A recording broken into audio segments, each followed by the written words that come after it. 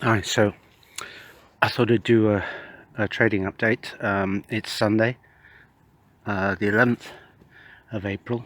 Last week we had just a 4-day week because of Easter, but I had a decent week. The market's very bullish. We made a new high for the year on the FTSE, new all-time highs on the US indices, the S&P, the Dow, and basically it was just a case of buy the dips.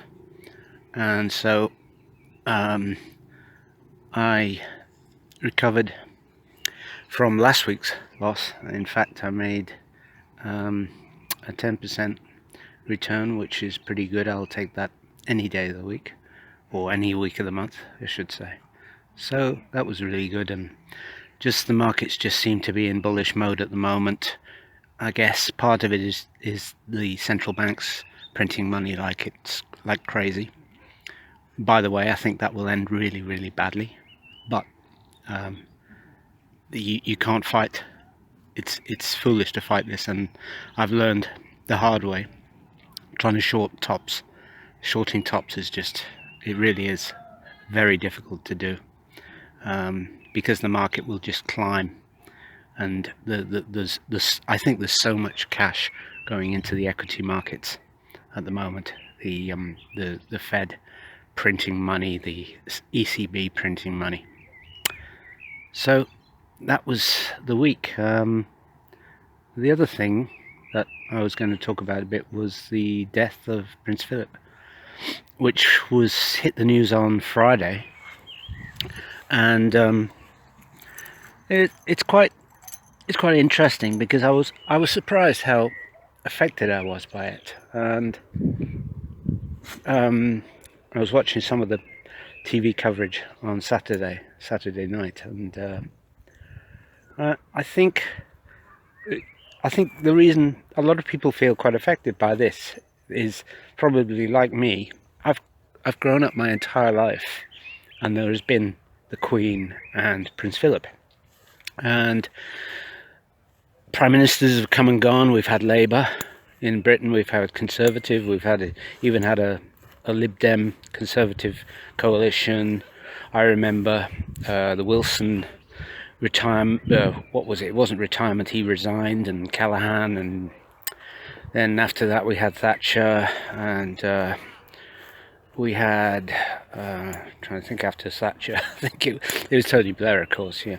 So they've all come and gone, these people, and the same with US presidents.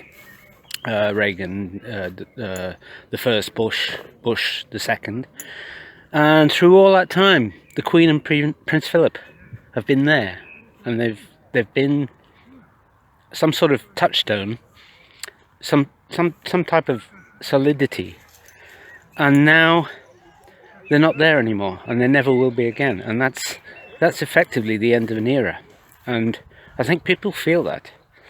I think obviously when our Queen goes, they'll feel that even more. But it really does feel like the end of an era, and I think we grieve for our own mortality as much as the person.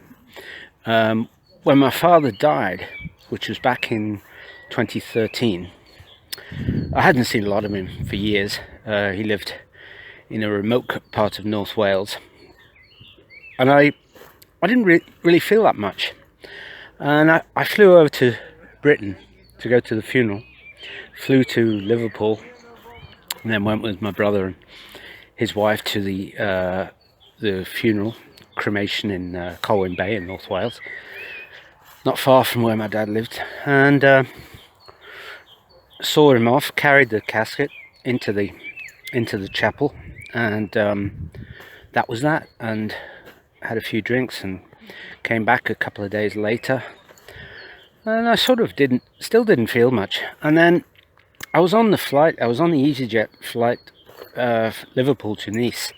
I was about an hour into the flight, and this, I don't know, it's hard to describe, this just wave of grief washed over me, and I was in tears. I couldn't stop crying. And you know, that's weird, the way grief is like that. And we feel we grieve as much for ourselves, the life we've lost, i.e. the life we had with that person or our child. We think about our childhood as much as for the person themselves, because let's face it, they're gone. You know, I don't believe in an afterlife. You know, I think if there was an afterlife, it'd be bloody crowded.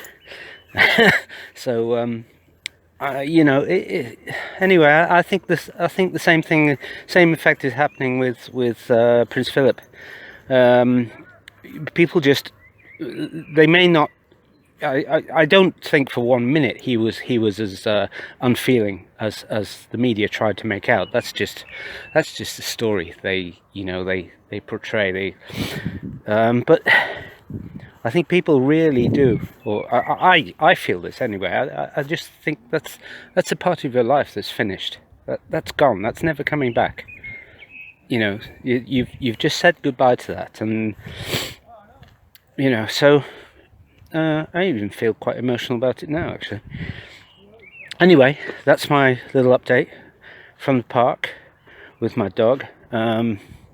Please like the video and subscribe to the channel, and I'll try and do more, both about the markets and non-market activities. There is a life beyond the equity markets, although sometimes if you're doing long hours, it doesn't seem like there is. And I try not to do those really long hours nowadays, because it just does your head in. So anyway, that's all for me. Okay, catch you later.